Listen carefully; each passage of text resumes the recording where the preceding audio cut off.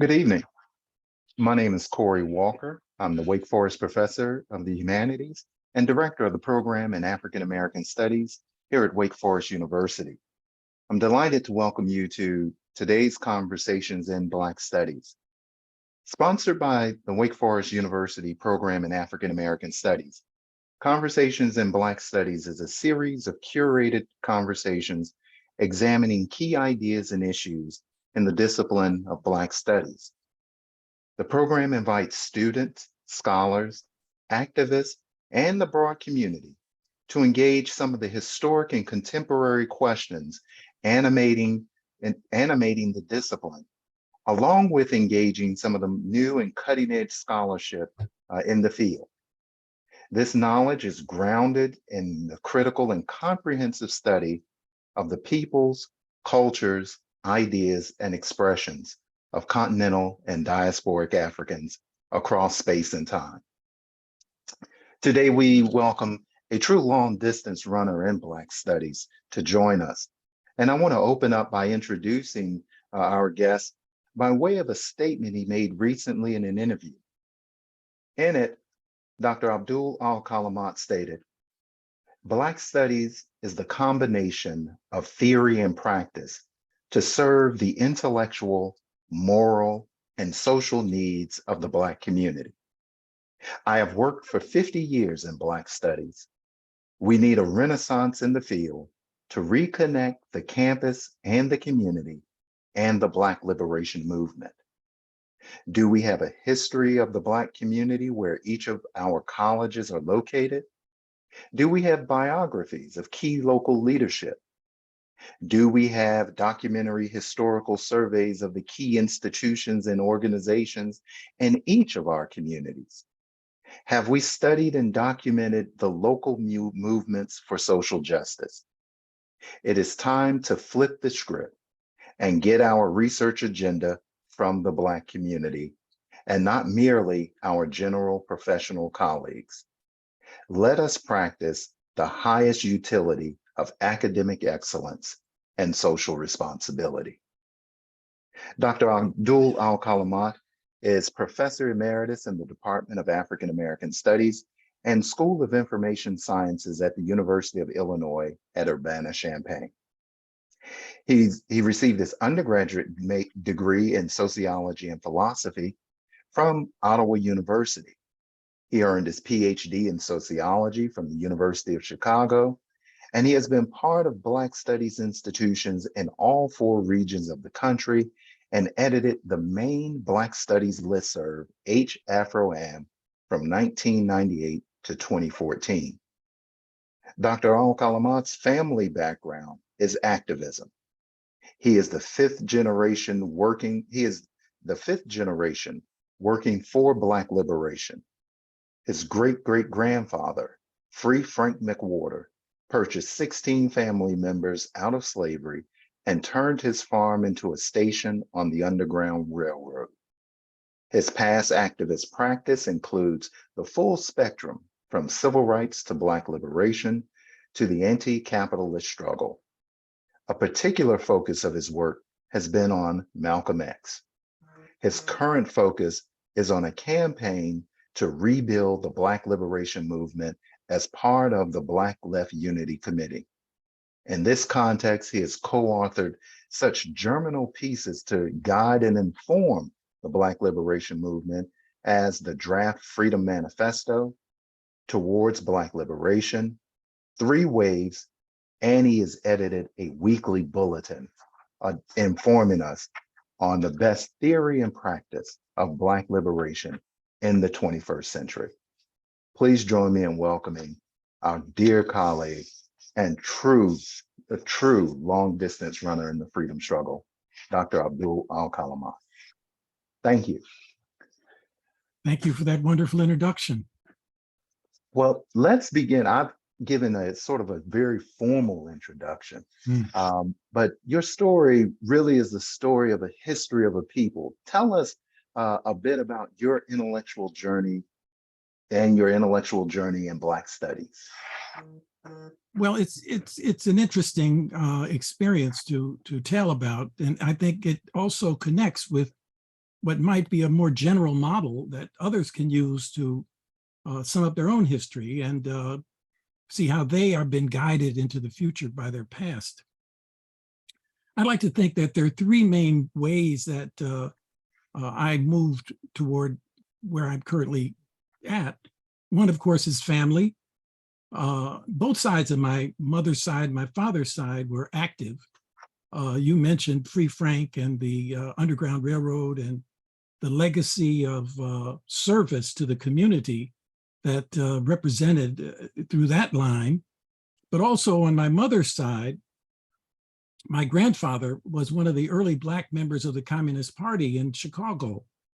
And my aunt was one of the early organizers. She was an organizer with the National Negro Congress, and then she also was then loaned to the Steelworkers Organizing Committee to organize steel workers. So I had both of those, and they were close to Du Bois. And so I got that influence. But also, I'm part of the generation that was impacted by the Emmett Till murder. That really was generational.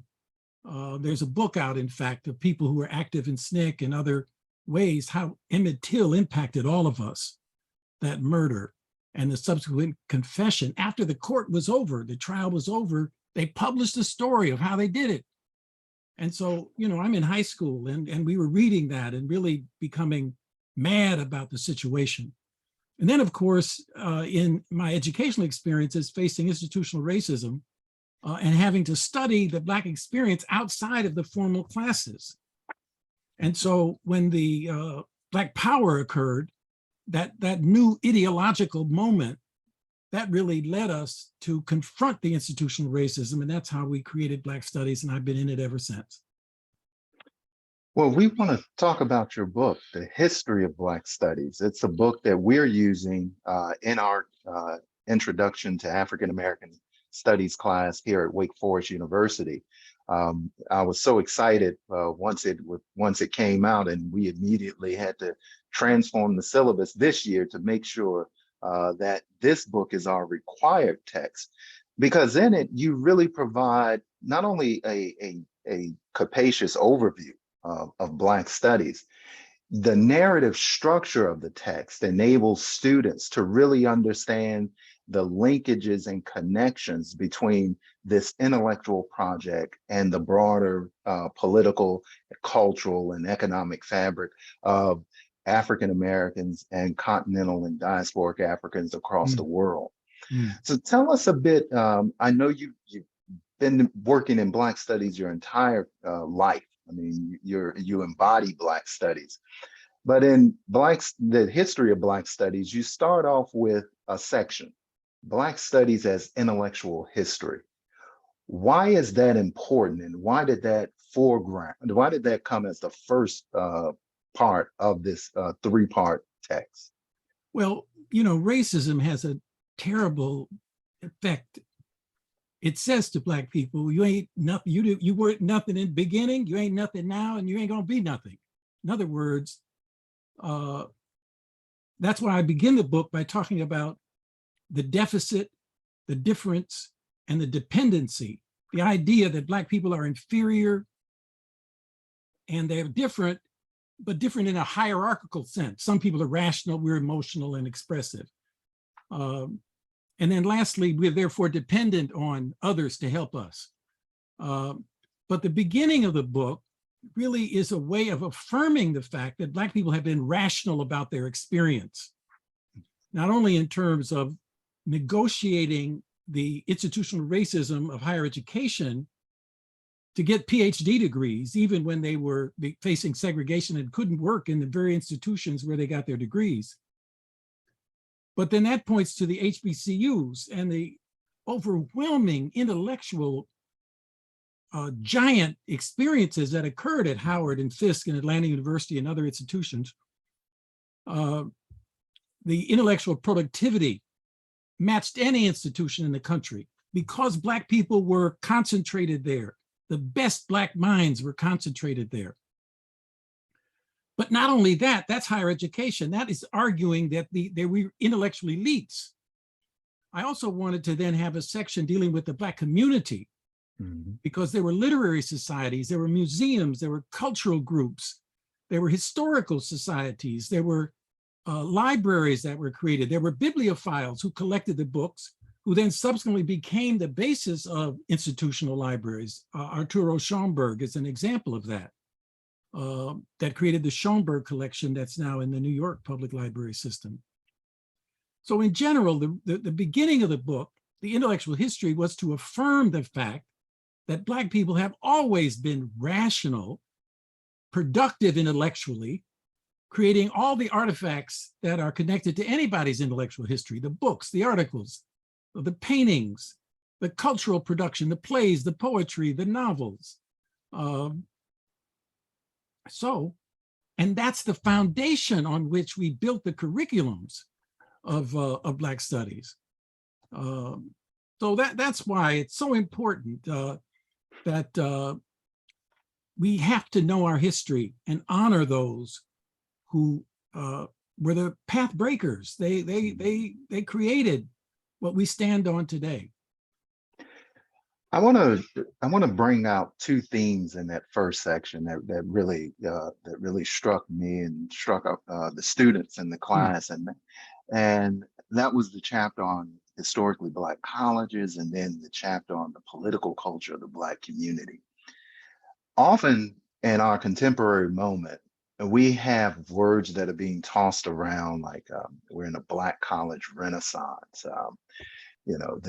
We're rediscovering Black colleges, or even in sports.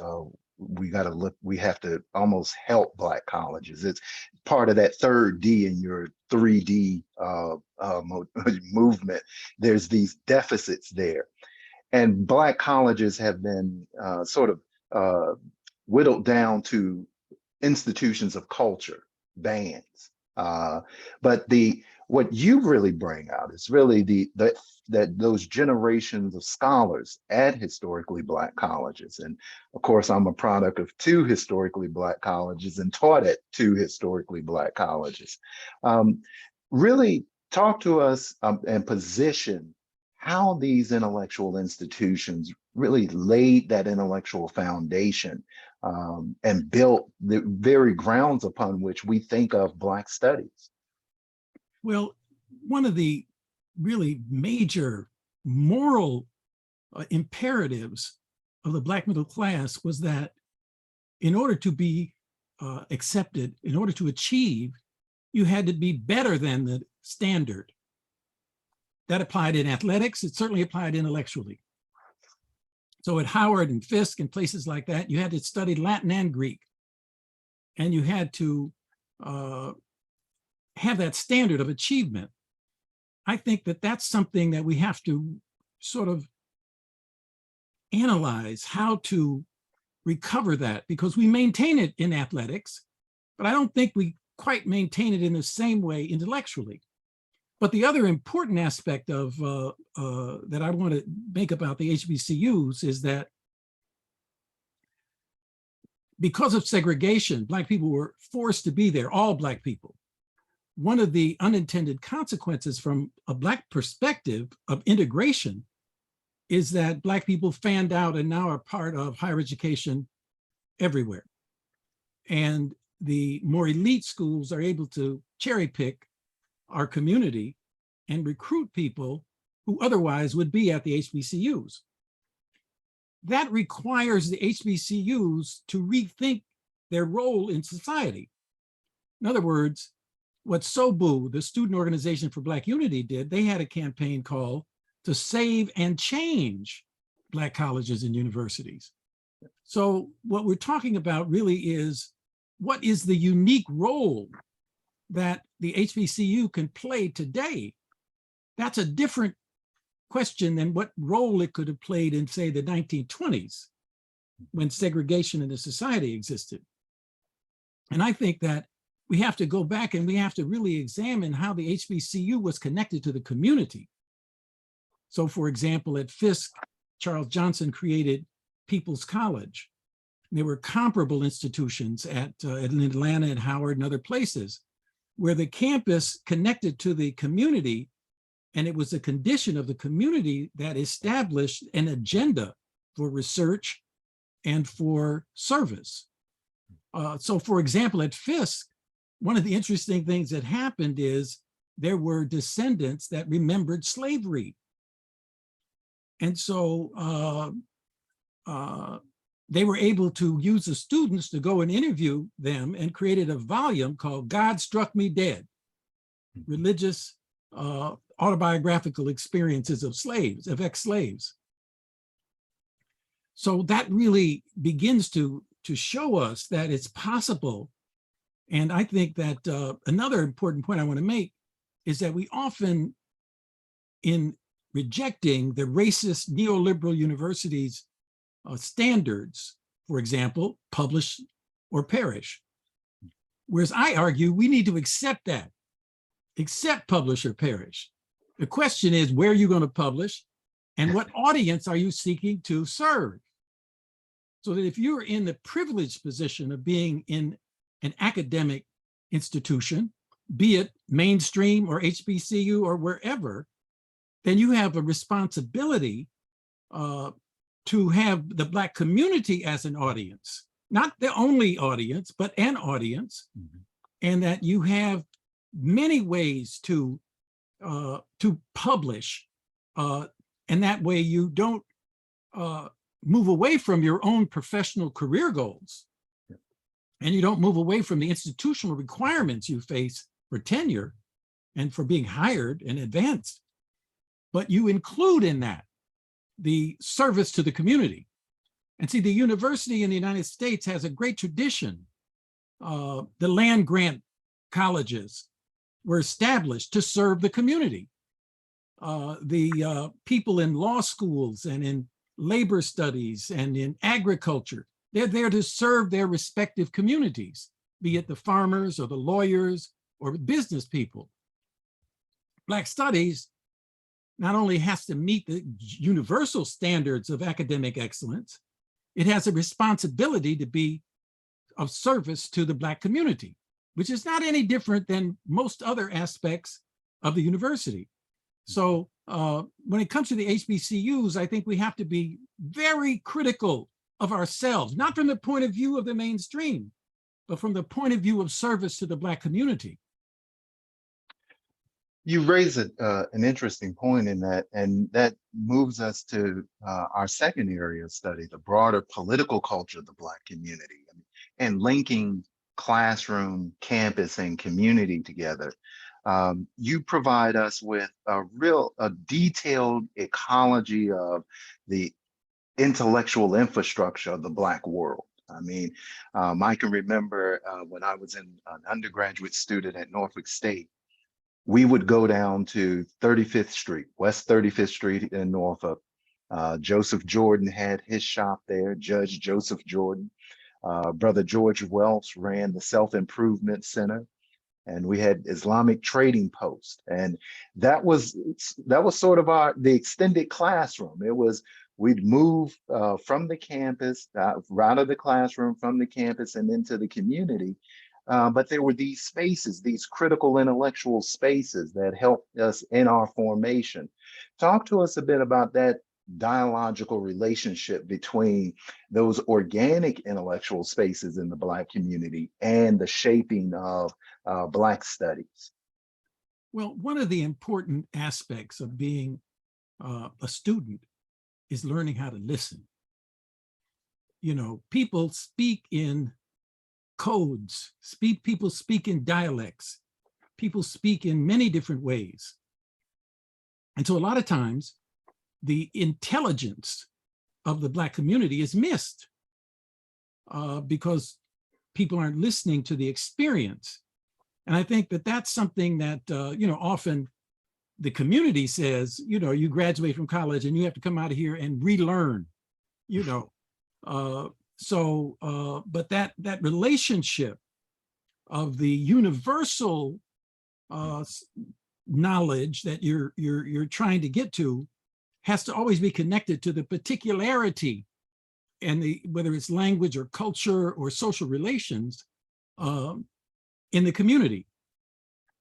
And I think that this begins with all of us paying attention to our families, In other words, the whole question of what is the relationship between the younger people and the older people in a family. A lot of times people get interested in genealogy when they have gray hair, as opposed to when the youngsters are sitting down and interviewing the elders and asking them the hard questions. Because sometimes people don't want to talk about certain things. But if you represent a serious inquiry because you want to make a contribution to make life better, people will tell you things. So that's one thing, the whole question of learning how to listen. The other thing is, one of the interesting aspects of Black studies is the number of hours of student research that go on. So for example, if in a given campus, say you had 5 courses a semester and you had 20 people in each course, that's 100 people. And if each person then took 20 hours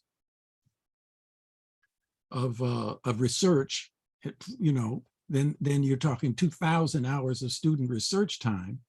So the question that I raise is, how do we turn the classroom from a site of intellectual consumption to a site of intellectual production? So to harness a certain percentage of that 2,000 hours of student research on issues that are important to the community. Now suddenly you're building a bond, you're building a relationship. No longer do people in the community have to ask, what are you all doing over there? They will know. And the other thing we have to do is we have to use the university status by bringing people in the community onto the campus. What we did here at the University of Illinois, for example, is we had a program called Honoring the Difference Makers. And we rounded up 100 people from Champaign-Urbana, produced a volume of short bios of their contribution to the community, the leading ministers, the sisters in education, et cetera, and brought them on campus and honored them as difference makers. We have art galleries on our campus, and we need to bring the artists into those art galleries. In other words, we need to use the university that's being used for other people. We need to use it for ourselves. And I think this is different than saying the university can co-opt us. I'm talking about our using it from our perspective. Mm-hmm. And that, it seems to me, is where the struggle aspect comes in, because it's no different than any other workplace. Mm-hmm. In other words, people who are in a workplace struggle to transform that workplace into a meaningful site for their lives. And that we have to do that. And that's true whether it's a mainstream institution or an HBCU. In other words, nobody gets, a play just because they exist. Everybody has to make that contribution. And I think the value of making a connection to the community is, and listening to the community, mm-hmm. is that you will then have the criteria to evaluate yourself different from just what the institutional peers, institutional leaders have to say. Well, that is wonderful. And here, of course, we're based here in Winston-Salem, North Carolina. Rich history in and around Winston-Salem, in the home of the first chapter of the Black Panther Party in the U.S. South, the connections with Sobu Yobu, with Malcolm X Liberation University, the African World, Soul City. I mean, the connections are deep and rich, and what we're trying to do, and I think I shared this with you, is we are working with our colleagues in Winston-Salem, and we're going to launch People's College Winston-Salem in 2023. And that's one of the things that's really exciting for us. Beautiful. But then, getting back to the book, you then move to the second part. And this is really a part that really brings together your activism and your rich scholarship in so many different ways, both domestically in the United States as well as across the world. And we want to make sure we highlight that, that this is a planetary movement. Yeah. Talk to us a bit of how you move from Black studies as intellectual history. You provide us with that foundation. Then you provide us with a section of Black studies as a social movement. What does that mean? How should students begin to think about the interrelationships between the intellectual work and the political work? What is Black studies as social movement? Yeah, what really was interesting to me is to discover how every time Black people developed a collectivity around change, be it the change of society or the change in the transformation of ourselves, there was a study component to it. There was intellectual development connected to it. So, for example, in the freedom movement, you not only had freedom schools, you had freedom libraries, where people were criticizing the society's institutional racism by creating what I call emergent institutions. These emergent institutions really they constituted a critique of society. Some of them lasted longer than others, but the point is that the goal was to transform society. And so that was the civil rights movement. In the Black Power movement, you had the same kind of thing developed. You had journals, you had conferences, so great intellectual production. And of course, the women's movement, the Black arts movement, the new communist movement, all of those movements, whether it was workers, women, students and youth, all had educational components. So there were books written, there were conferences and seminars and symposia. All of these things were to heighten the consciousness of people with the idea that there's a connection between theory and practice. The more intellectual development that would occur, clarity, self-affirmation, the more likely it would be that people would commit themselves to carrying the movement forward. I think that one of the interesting things about these movements is sometimes, people think that it's only relevant if you've got a lot of people. And a lot of these movements were small groups of people. In our work in People's College, we used to say a small group united around a correct line can make a big battle. Well, some of these cultural groups, for example, were just a handful of people. We created Obasi in Chicago. There were the three of us. And through our connections, it then grew and developed and became a major contribution to the Black arts movement in Chicago. So a few people gathering around common ideas can generate the energy that can build a movement. And these 6 movements that I discuss are really ways of thinking about how Black people have always seen education, going all the way back to slavery. Education was a key component of liberation, was a key component of being a better person, even a moral mandate. You had to be able to read. And, we used to say, nobody wants to be an X maker. You know what I mean? You can't read and write. You got to make an X and let somebody else sign your name. Well, today we have to reaffirm that, because after the 60s, somehow magically education started declining. The value of education started declining. And we have to reassert that. The moral imperative in our community has to be serious study. And that includes a study of our own intellectual production. Now, that doesn't mean that it's only for Black people. See, Langston, I think, wrote a poem, "They've taken my blues and gone." See, I want them to take the blues. I want everybody to take the blues because it helps them be a better human being. So I think everybody ought to take Black studies. In other words, men ought to take women's studies. Everybody ought to take Black studies, because it's only by having a 360 view of any subject, all sides, that you can become a better human being by understanding the other, rather than demonizing the other. People should embrace the other. And in that way, we can, build back better, the kind of communities we all want to live in. You talk about this, developing a holistic perspective, and in that section of the text, and we're moving through that now in our introductory class. We're right in the middle of Black Studies as Social Movement. Students have some familiarity with the Black freedom struggle, but they don't get the international dimensions to it.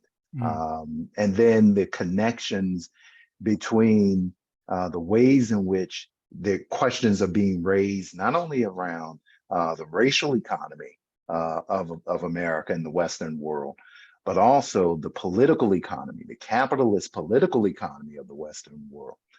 Talk to us a bit about the breadth of movements that folks that are engaged in, from the League of Revolutionary Black Workers, all the way through RAM, the student SOBU that then transforms to YOBU to really articulate its place and position.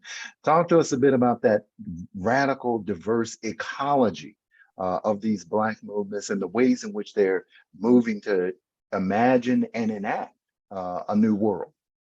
Well, one of the interesting things about the African American community is that there's always been a connection to Africa. And sometimes it's not as obvious, but every time there's a motion, something happens, that connection reasserts itself. So that if you go back to the 1950s, with the independence of Ghana, you had this great awakening. The country in sub-Saharan Africa that got free in 1957 was such a major event. Less powerful, but still important, was in 1959 with the Cuban Revolution, because historically, the US government and the US ruling class always thought of Cuba as a Black country. And so we discovered the diaspora, and that was a major aspect. And of course, both of those experiences represented a challenge to global colonialism and imperialism. And on that basis, we discovered the revolutionary impulse coming from the Africa and African diaspora. And of course, it's through that experience that we were then able to reassess China, Vietnam, the Soviet Union. The main thing is that Black people were brought here to work. And that was a struggle that we had in the context of the Black liberation movement. On the one hand, the idea that, well, the main thing is white people are just racist and hopeless from our point of view. On the other hand, the idea was, well, our relationship to the society was always exploited workers. And when we were able to move as exploited workers against our exploitation, we discovered and reinvented a unity with white workers who were fighting on the same basis. So that, for example, free public education, one of the results of the Reconstruction after slavery, created free public education for everybody, because white workers and white poor people, they didn't have it either. So we discovered the fact that Black people were really at the leadership level often of transforming society. And so we can also think about that in terms of the world. Now, today, we don't have that rise of African liberation movements that we had in the 60s and 70s. We have a decline and we have a crisis deepening. But even within that, there is resistance and there are movements in Africa that aren't as well known. And so today, we not only have to look at Africa, but we have to avoid Afro-pessimism. We have to avoid the idea that, you know, just as before had to avoid the negative impression of Africa, we have to avoid the negative impression of Africa today and make the connection, so that the responsibility of Black Studies programs is to make that connection so that you can actually make a connection with the positive social movements. And, you know, look, we're on Zoom. Now, I'm in Illinois, you're in North Carolina, but we could have somebody who's sitting here in South Africa, so that it's possible today to be way out in advance of what we were able to do in the 60s by actually listening and connecting with people on the continent, with people throughout the African diaspora. And one of the things I try to do in the book, The Future of Black Studies, is to look at what is happening in, I think, 10 or 11 countries regarding the study of the Black experience.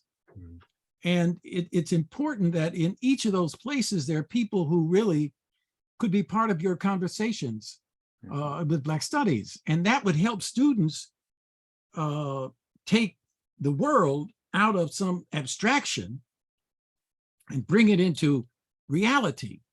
And that also has to do with other students. Because one of the interesting things that I discovered is that in the United States, we study Africa, but in Africa, they're not always studying us. Now, you could say that's their fault. You could also say it's our fault, because we haven't encouraged it. We haven't made the connection. We haven't had the correspondence, you know, where we have a novelist in Ghana on the same program with a novelist, African-American novelist here. That conversation, that connection is so very important, because we are the furthest probe into the West, the African-Americans.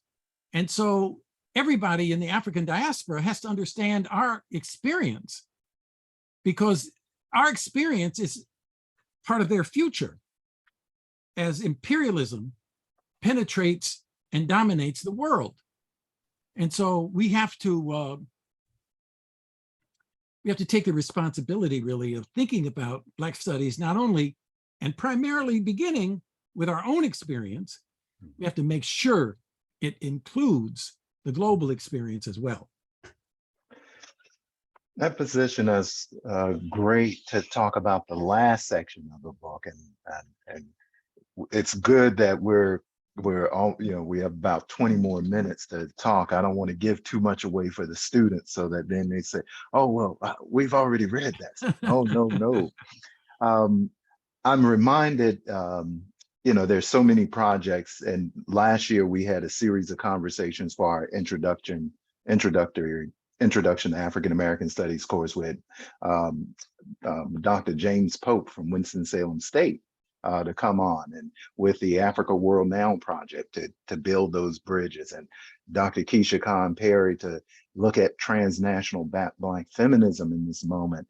And we were reminded of what we were trying to do at Brown University with our PhD program. We created with Tony Bogues, Trisha Rose, Paget Henry, myself, Brian Meeks, and Rupert Lewis down at the University of the West Indies, Mona.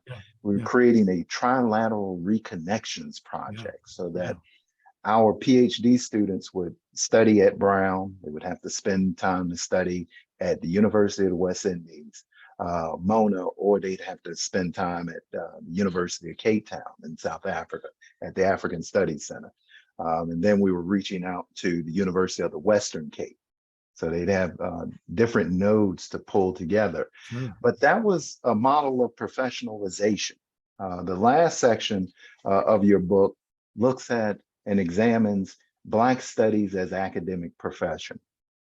Talk to us a bit about what happens when Black studies enters the university. It's disciplining, the discipline that emerges in the context of the university, those departmental struggles and battles, and Then we'll hold off on one question that we talked about that we previewed, either department or the Black university. But first, talk to us about Black studies as academic profession.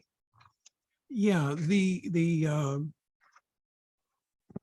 emergence of Black studies in institutions of higher education was not something that happened as a result of the enlightened, rational leadership of the faculty and administrators.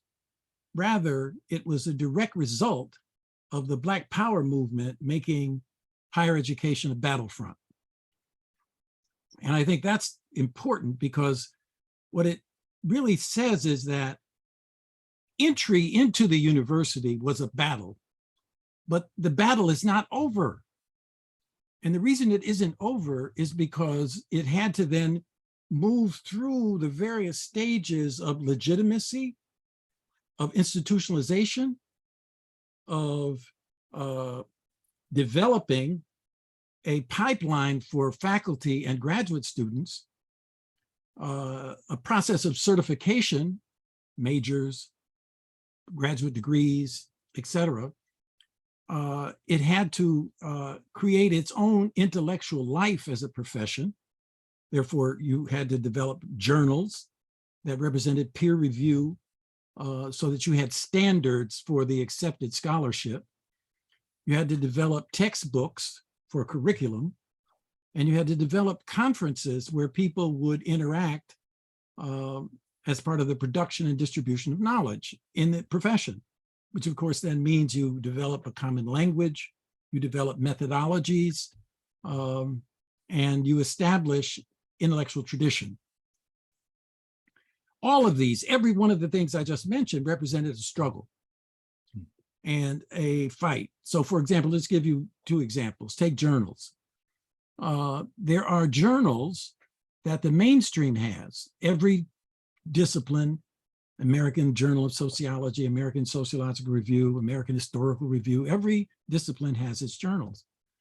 Well, when Black Studies started, people were saying you have to produce articles in those journals. And they were not really open to publishing a lot of Black scholarship. And so Black journals began to develop. And people said, well, those journals don't really count as much as these other journals. And so I published a book called Guide to Scholarly Journals in Black Studies, which had the impact of not only targeting the boards, the editorial boards, and what institutions they were connected to, demonstrating comparability to the mainstream journals, but also the standards, the styles, etc., so that we were fighting for the legitimacy of the journals in the emerging profession of Black studies. The same thing is true with conferences. And we still have that struggle today. So that at, for example, very elite institutions, people are still seeking approval of their peers in the university and therefore are not as often submitting their articles to Black Studies journals. This is a process that has to be worked with, because what is needed is the ultimate legitimacy of Black people being rational and accepted as professional peers on the basis of universal standards. I'm not in any way suggesting that that being a professional academic in Black studies should be a secondary status. I'm actually arguing the opposite, which is going back to what I said earlier about what was happening in the HBCUs in the 1920s and 1930s, is that we have to make our journals as good, if not better, than any other journal when it comes to the Black experience, or when it comes to the Black perspective on any experience. And see, what this gets to is that we have to constantly deal with the contradiction between the universal and the particular. The Black experience can be looked at as a particular. And we're using that as a way to talk about the universality of the human experience. In other words, you look at a painting of a Black person, that's a Black person in the particular, but it's also about the universal of beauty, which is what, of course, people are taught when they look at Mona Lisa. You're not just looking at a European woman, looking at beauty.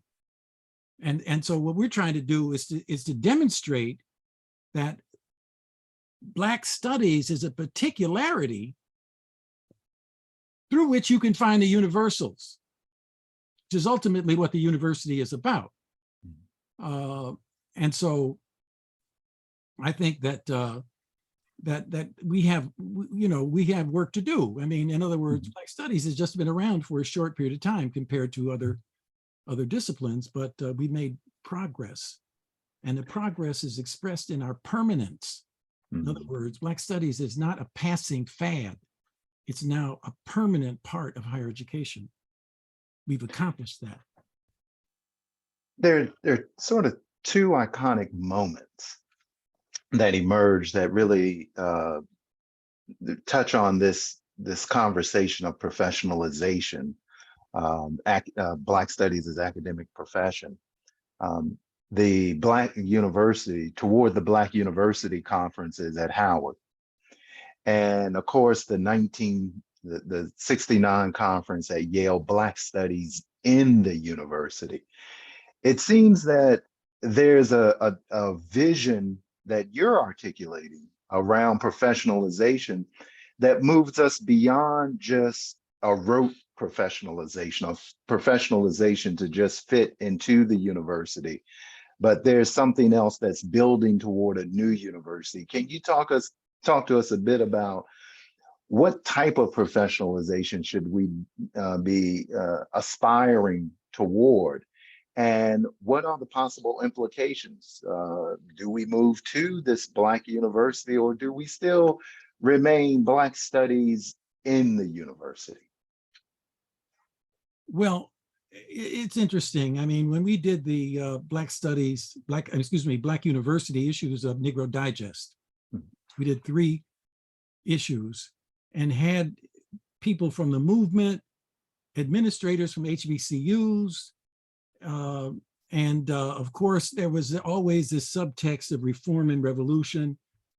People were arguing, what you can really accomplish. Don't make demands that are beyond, what we can actually get.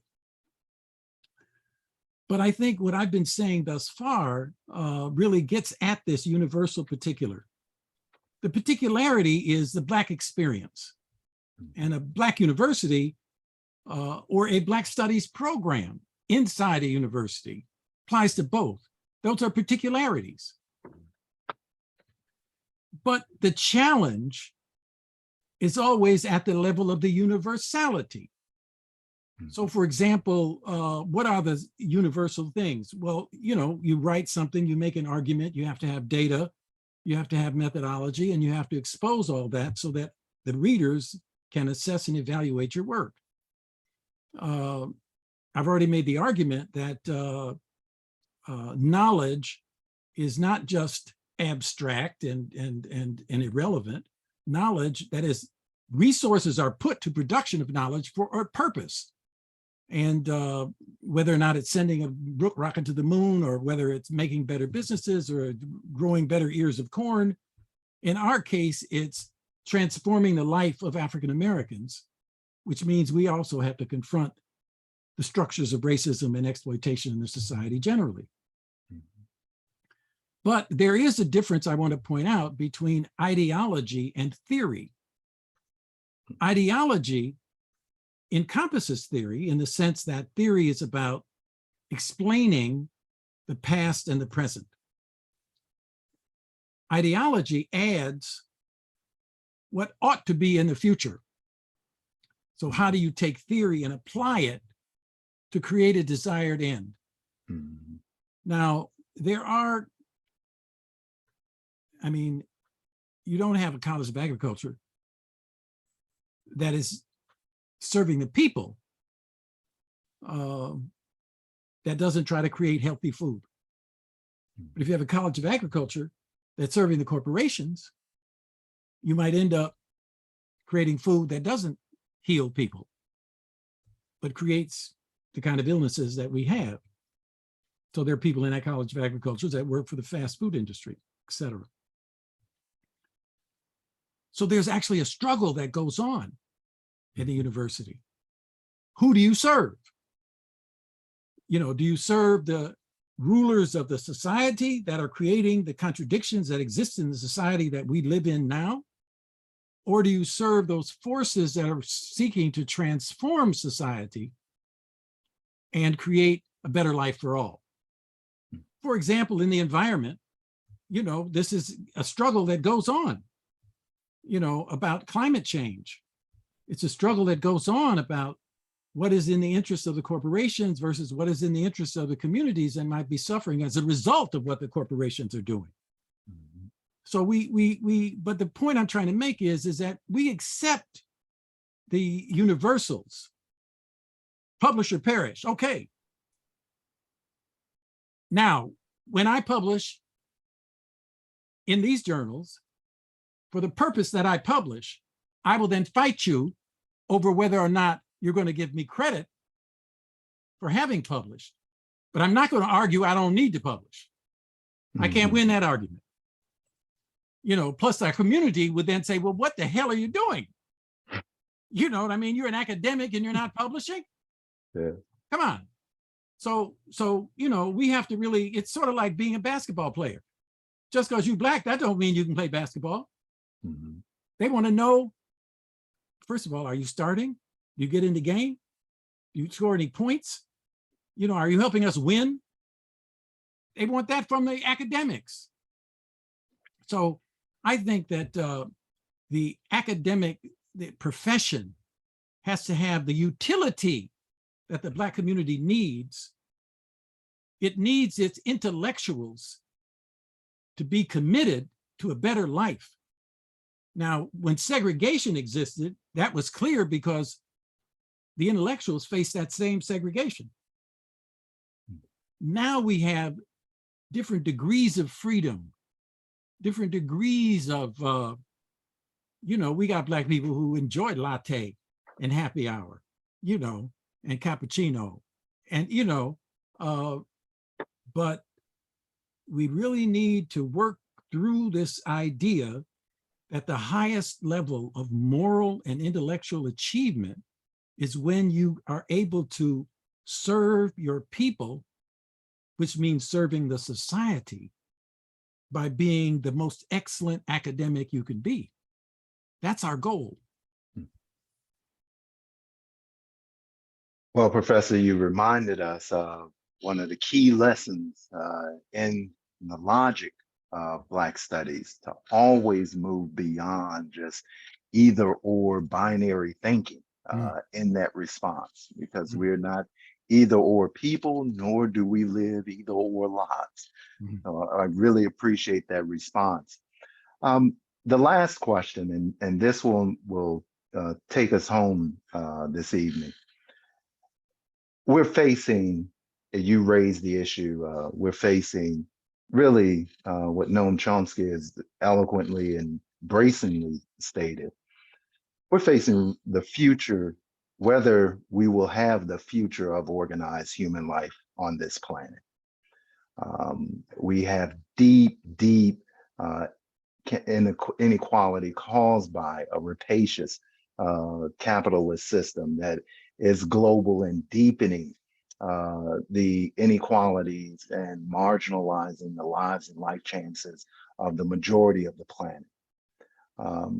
We have deep forces of political authoritarianism, religious fundamentalism, and the ongoing specter of a nuclear disaster.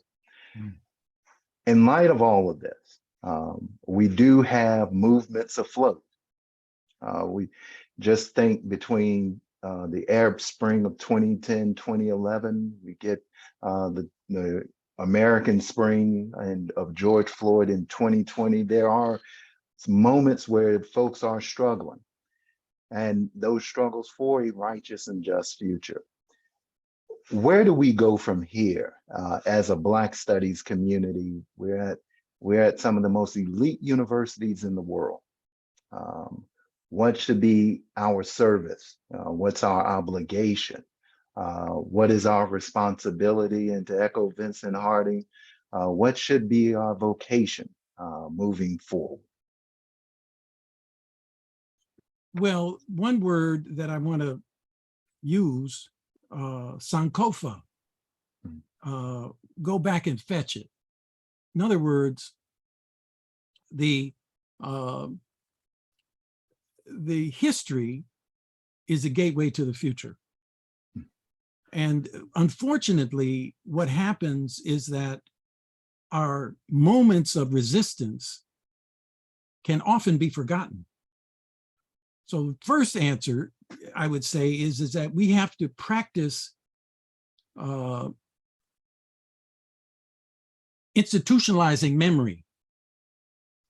In other words, the individuals in our community, the movements in our community, the documents, the ephemera, the stuff has to be captured, and therefore we construct a memory, and therefore we will always know, in answer to Jesse, we have been somebody. So that's the first answer. The second answer is that in interacting with our community, we have to not only take our marching orders from the journals we read and from the conferences we go to, we have to take our marching orders as scholars from our community. And we have to begin to construct knowledge that enables the community to know itself. You know, that know thyself, that's very powerful. That's not just Socrates, you know, that's Egypt. You know thyself. And it's in that context that we can then begin to look at what's happening around the world, and not just other Black people, anywhere around the world. Because what happens is in a movement or at any moment in time is people learn from each other, that every motion somewhere is a model for what you ought to be doing. So to be aware of what's going on in the world begins by, first of all, knowing your own community. And people in the community will tell you things. You know, what do we need to know about health? We just had a webinar with the Southern Workers Assembly dealing with health. There were two sisters who were speaking from UE 150 and Black Workers for Justice. I mean, you couldn't get a more intelligent response. But they were talking about, for example, the relationship between income and the ability to pay for healthcare. Those details. We need students in economics and sociology, et cetera, to take that webinar and to actually study those questions, go out and interview people to find out what is the relationship between income and healthcare in our own communities. Because one thing that students, they can read books and read articles, but then they go out and talk to people. They hear, they see. You know, seeing is believing. I mean, one of the techniques that I try to teach in terms of methodology is called elephant ears. You got to go out and listen. And people will tell you things. It's not just reading books. Reading books help you, give you a perspective, give you language. But that connection to the community is the basis on which you can live your life, because you will be in such a community. You also have your books, but you're going to have neighbors, and you're going to have other families that are going to school with your children. And so practicing listening now and practicing interaction and practicing research on that basis is the way in which we can create a professionalism as a lifestyle. Because everybody's not going to be an academic, but everybody's going to need theory and practice. Everybody's going to need methodology for gathering information, processing that information, using it as a basis for determining what you think ought to happen, what ought to happen. and using that argument and developing arguments, whether it's when you're testifying before the city council or being on the city council. The point is that our intellectual development right now, to some extent, hinges on what it is that happens in Black Studies. That's why I'm glad you're running the Black Studies program at Wake Forest. There's hope. Thank you so much. Thank you so much. Spoken as a true master teacher, reminding us that in our acts of listening, we're always looking back. And in looking back, we're always developing new cultures of learning. And with those new cultures of learning, there are new practices of liberation that will be born now and into the long future.